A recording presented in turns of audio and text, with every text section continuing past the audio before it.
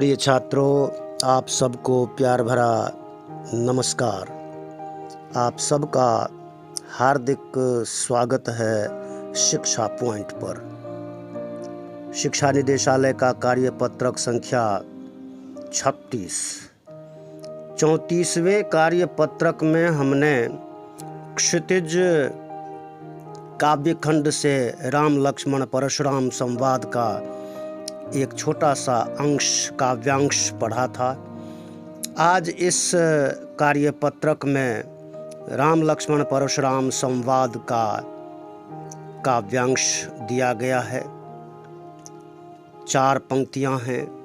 पिछले कार्यपत्रक में परशुराम के क्रोध का जवाब देते हुए श्री राम ने कहा था कि इस धनुष को तोड़ने वाला, शिव धनुष को तोड़ने वाला कोई आपका सेवक ही होगा।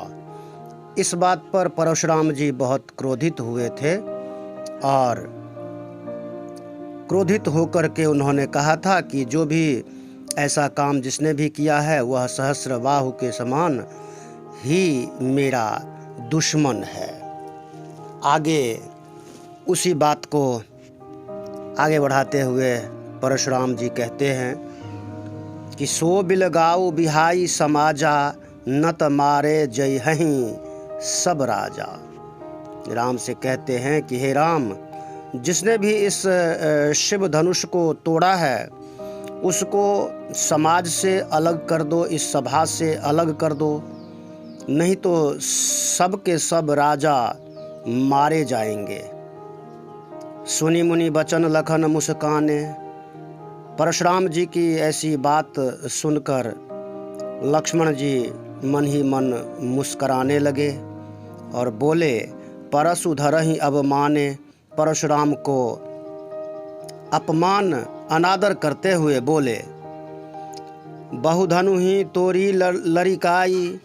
वो बोले कि हे परशुराम जी, हे मुनिवर, हमने बचपन में ऐसी बहुत सी धनुहियाँ यानी धनुष तोड़े हैं। कबहु न असिर से किन्हीं गोसाई। और आपने कभी भी ऐसा क्रोध नहीं किया, इस तरह का गुस्सा नहीं किया। लेकिन यही धनु पर ममता के ही हेतु ये जो शिव धनुष है, इस पर कैसा मोह है आपका जो आप इस तरह से क्रोध कर रहे हो। सुनी रिसाई कह भृगुकुल केतु। इस पर भृगुकुल के जो ध्वजा के समान परशुराम हैं वे आगे बोलते हैं और क्रोध करते हुए आगे बोलते हैं। आगे की पंक्तियाँ किसी और कार्यपत्रक में दी जाएंगी। कविता थोड़ी लंबी है। इस पूरी कविता पर शिक्षा पॉइंट की वीडियो है। आज मैं उसमें डिस्क्रिप्शन बॉक्स में लिंक डाल दूंगा।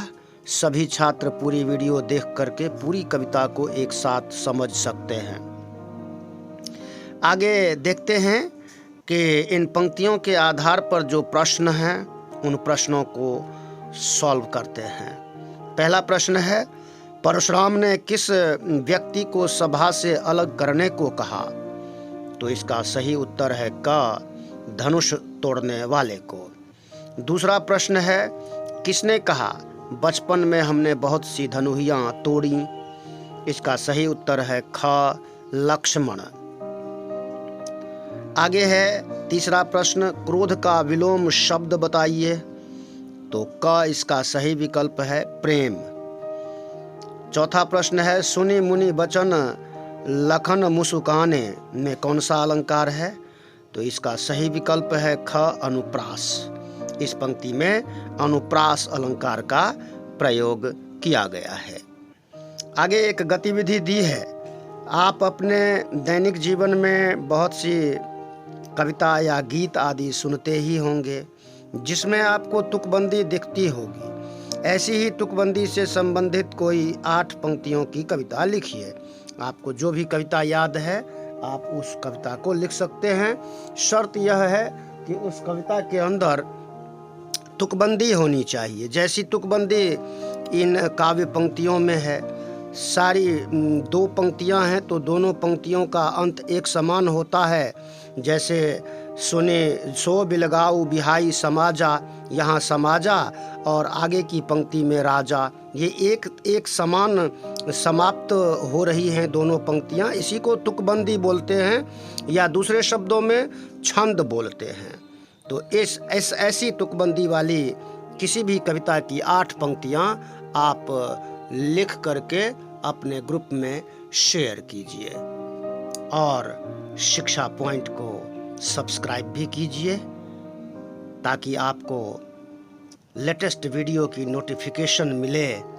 और लाइक शेयर कमेंट भी कीजिए, अपने दोस्तों के साथ भी शेयर कीजिए। धन्यवाद, नमस्कार, जय हिंद, जय भारत, जय भारती।